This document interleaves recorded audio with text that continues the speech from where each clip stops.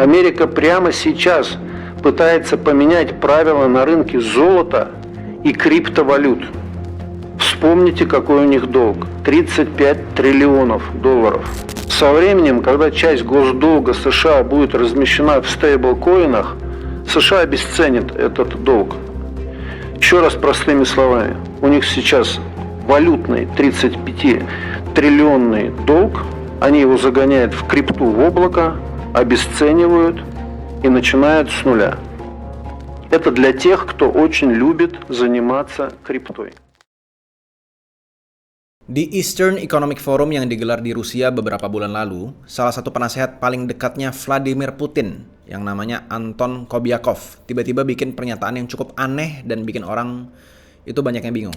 Dia bilang Amerika Serikat lagi nyiptain cara buat ngehapus seluruh utang nasionalnya yang nilainya udah tembus 37 triliun dolar. Dengan cara mindahin semuanya ke sistem yang dia sebut sebagai crypto cloud. Utang dipindah ke blockchain, dipecah jadi stablecoin, terus sistem keuangan itu di-reset semuanya. Dan yang paling kena dampaknya itu adalah dunia luar dan negara-negara lain, ya, bukan Amerika sendiri. Gue cukup yakin di Indonesia itu banyak yang nggak tahu tentang ini, bahkan orang-orang kripto Indonesia sekalipun nggak beneran ngerti apa yang dimaksud sama Anton Kobiakov ini. Gimana caranya Donald Trump dengan Genius Act Bill-nya dia bisa membuat utang Amerika sebanyak lebih dari 37 triliun dolar lenyap dengan kripto. Nama gue Josh Kultom, dan gue bakal jelasin semuanya di video kali ini. I just want to say, All my fellas. All my fellas.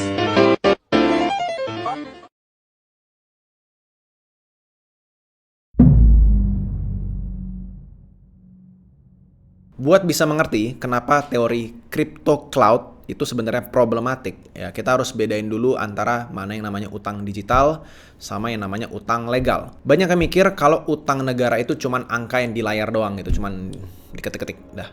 Nggak seperti itu ya. Jadi banyak orang somehow di Indonesia yang berpikir bahwa utang itu kan tinggal ya udah bayar tinggal cetak uang aja gitu, ya gampang dimaininnya. Nggak seperti itu. Dengan adanya narasi crypto cloud ini juga, ya orang banyak yang berpikir juga ya udah tinggal pindahin aja ke blockchain gitu, ubah jadi token, terus anggap semuanya selesai. Nggak kayak gitu caranya. Ya kenyataannya tidak sesimpel itu. Kalau kalian beneran mengerti cara kerja blockchain, kalimat yang tadi bahkan gue sebutin itu pun rada-rada nggak make sense. Utang nasional Amerika itu mayoritas bentuknya dalam bentuk obligasi, kayak misalnya treasury bills, treasury note, dan juga treasury bonds. Intinya ini adalah surat utang resmi yang dikeluarin sama pemerintah, ya nama lainnya adalah obligasi lah.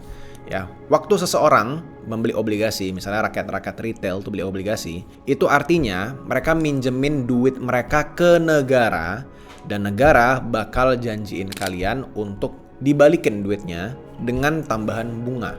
Ini tuh ada kontrak hukumnya, ada tanggal jatuh temponya, ada sistem pembayaran bunganya, dan semuanya dicatat secara resmi. Nanti di belakang gue bakal jelasin singkat obligasi itu kayak gimana lebih lengkap lagi. Jadi nggak usah khawatir bagi yang nggak paham sampai sini. Nah, kontrak hukum kayak gitu, itu nggak bisa cuman kayak sekedar di-upload begitu saja ke dalam blockchain. Kita tuh nggak bisa yang namanya kayak upload file obligasi ke kripto, ke wallet gitu, terus bilang nggak, nih sekarang utangnya udah ada di blockchain, ya, jadi lunas, silahkan dirakpul. Nggak kayak gitu. Ya, sistem kripto itu nggak bisa gantiin kewajiban hukum yang udah disepakatin sama negara. Apalagi kalau kita ngomongin itu jumlahnya 37 triliun dolar. Itu bukan sekadar utang ke institusi keuangan besar, tapi juga ke investor kecil, ke negara asing, bahkan ke pensiunan di Amerika yang naruh dana pensiun mereka di surat utang negara. Jadi kalau utangnya tiba-tiba dihapus begitu saja, atau dimanipulasi lewat sistem digital, blockchain, whatever, dampaknya tuh bakal chaos total. Bukan cuma buat Amerika Serikat, tapi buat seluruh sistem keuangan global. Dan itu belum termasuk implikasi hukumnya juga. Karena kalau pemerintah gagal bayar atau ngerubah bentuk utang sepihak, itu udah masuk ke dalam kategori default alias one prestasi bahasa Indonesianya.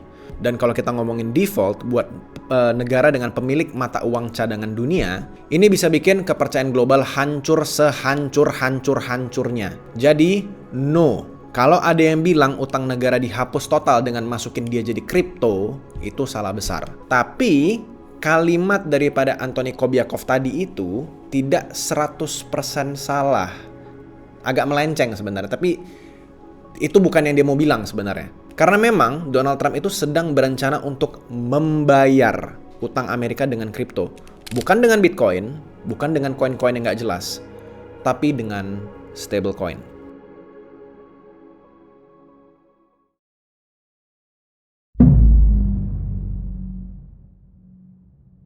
Gua tahu banyak orang Indonesia yang nggak bener-bener paham apa itu obligasi, karena ini bukan sesuatu yang umum dibicarain di sekolah. At least di sekolah gua nggak dijelasin, atau guanya aja nggak gitu perhatiin pas sekolah. Ya intinya gue bakal coba jelasin singkat aja di sini ya. Obligasi negara itu sederhananya adalah surat janji utang. Pemerintah nih lagi butuh dana buat ngejalanin program. Misalnya dia mau bangun apa gitu. Ya mau bayar pegawai, mau bangun infrastruktur, dan semua pengeluaran lain yang nggak bisa dibiayain cuman dari ambil pajak rakyat doang gitu. Dia butuh tambahan dana. Caranya gimana? Dia nerbitin yang namanya obligasi alias berhutang. Jadi kalau kalian lihat, negara ada yang berhutang gede banget gitu. Indonesia punya utang berapa ratus triliun, Amerika punya berapa utang gitu. Ya utangnya itu mayoritas dari sini. Dan ini adalah salah satu cara gimana pemerintah bisa cetak uang dari angin cuman pakai janji-janji dan ludah-ludahnya doang. Karena kalau mereka pasti akan bayar di masa depan. Contohnya gini, pemerintah nerbitin obligasi senilai let's say ya 100 juta dolar. Ya, nah nanti investor yang dimana investor ini dalam konteksnya bisa dalam bentuk berupa bank, bisa dalam bentuk perusahaan, bahkan bisa bentuk negara lain bahkan kayak misalnya China atau Jepang, mereka tuh bisa beli obligasi ini, surat utang ini. Pemerintah janji bakal bayar kembali dalam waktu tertentu plus bunganya. Yang bikin menarik, obligasi itu bisa diperdagangkan di pasar. Jadi kalau misalnya kalian pegang obligasi nih, kalian pegang obligasi pemerintah, kalian bisa jual ke pihak lain sebelum jatuh tempo. Karena itulah obligasi juga dianggap sebagai aset yang harganya selalu naik. Dan karena dianggap sebagai hal yang aman karena terus naik, dia nggak akan turun-turun, banyak banget institusi keuangan yang nyimpan obligasi negara buat lindungin nilai simpanannya. Nah, hubungannya apa nih sama stablecoin? Stablecoin ini, yang stablecoin kripto ya, ini adalah token kripto yang nilainya itu selalu 1:1 sama dolar. Jadi kalau kalian pegang satu stablecoin dolar, yaitu harganya adalah $1 di dunia nyata. Bukan karena dia diprogram, bukan karena gue ketik ke, oh stablecoin itu adalah satu stablecoin sama dengan di coding gitu. Nggak kayak gitu cara kerjanya ya. Tapi karena satu stablecoin USD itu emang di backing langsung sama aset yang nilainya $1 juga atau lebih. Jadi market satu dunia setuju bahwa nilai satu stablecoin tersebut adalah $1. Ada beneran $1 di baliknya. Ya jadi nggak di coding. Jangan jadi orang bego. Please, banyak banget orang yang mengira itu di coding.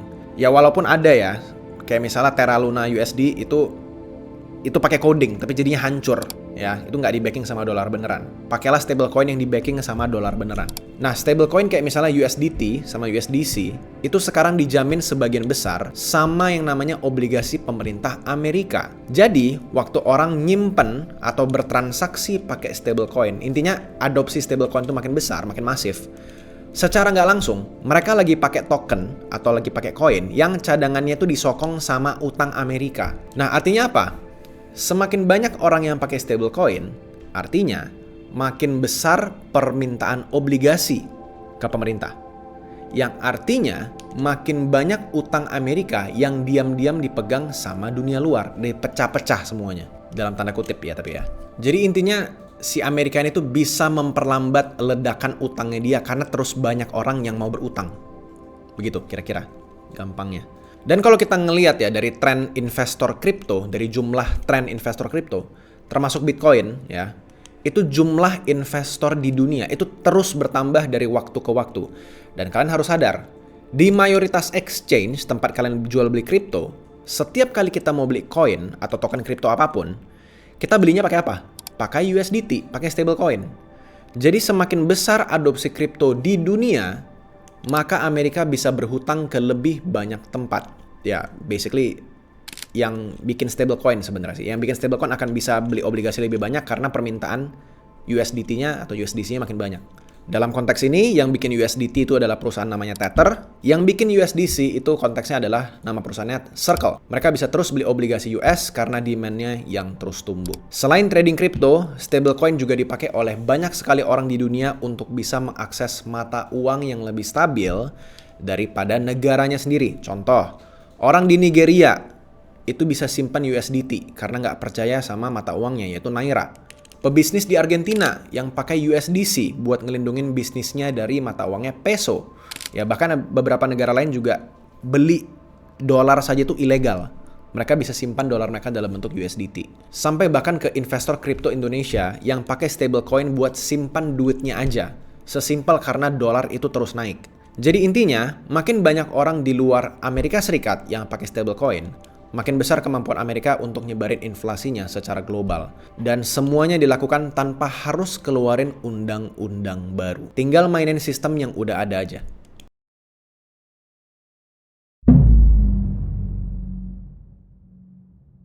Saat Amerika makin aktif nyebarin beban inflasi lewat stablecoin, negara-negara lain justru mulai ambil langkah yang sebaliknya, yaitu adalah balik kembali kepada emas. Data dari World Council ini nunjukin kalau pembelian emas oleh bank sentral itu meningkat tajam beberapa tahun terakhir ini. Ya, negara kayak misalnya China, Rusia, India, Turki itu dan beberapa negara dari Asia Tengah itu mulai ninggalin dolar. Ya, dan mulai nimbun emas secara fisik dalam jumlah yang sangat besar. Itu kenapa juga harga-harga emas belakangan ini naik gila-gilaan juga ya. Kenapa bisa gitu? Karena mereka udah mulai nggak percaya sama sistem keuangan global yang dikendalikan lewat dolar. Apalagi sekarang udah masuk ke sistem digital yang makin kelihatan sebenarnya. Mereka tuh desperate, udah sampai kayak nggak ada jalan lagi. Kita tahu nih mereka nggak sanggup bayar, sampai akhirnya mereka coba pakai sistem stablecoin blockchain ini. Sebenarnya yang Amerika lakukan ini hanya untuk mengerem ledakan inflasinya mereka, bukan menghapus utang mereka. Stablecoin, walaupun katanya dijamin 1:1 sama aset real kayak dolar atau surat utang, tetap punya kelemahan besar sebenarnya, yaitu di bagian auditnya. Auditnya itu nggak transparan. Kita harus percaya laporan daripada penerbit kayak misalnya Tether atau Circle. Issuernya atau yang nerbitin stablecoin tersebut tetap entitas Amerika Serikat. Jadi kalau misalnya ada konflik politik, ya regulator bisa aja ngebekuin aset digital kita kapan aja. Kalian perlu tahu ya, koin seperti USDC sama USDT itu tuh centralized. Jadi mereka tuh basically bisa ngebekuin ya token kita di dompet kita. Sebenarnya itu bisa. Cuma menurut gua ini kalau dilakukan kayaknya sih rada-rada nggak make sense ya. Itu gede banget soalnya. Nah, kalau kita melihat dari sejarah itu nggak bohong ya. Tahun 1971, pemerintah AS pernah janji dolar itu bisa ditukar sama emas. Terus tiba-tiba diputus sepihak sama Nixon. Dunia tiba-tiba kena rug pull pada saat itu ya. Dolar itu value-nya langsung turun gila-gilaan dibandingkan sama emas. Sekarang banyak negara takut kejadian hal yang sama bakal terulang lagi. Tapi kali ini lewat sistem kripto dan stablecoin. Itulah kenapa emas balik lagi jadi andalan. Emas itu nyata, bisa disentuh dan banyak orang yang percaya bahwa ini adalah sebuah aset yang ya sudah terbukti ratusan tahun lah. Tapi sebenarnya fun fact ya, walaupun banyak negara yang ninggalin dolar, di saat yang bersamaan, negara-negara lain yang berkembang, yang ekonominya lemah, itu malah semakin banyak yang adopsi stablecoin dolar ini.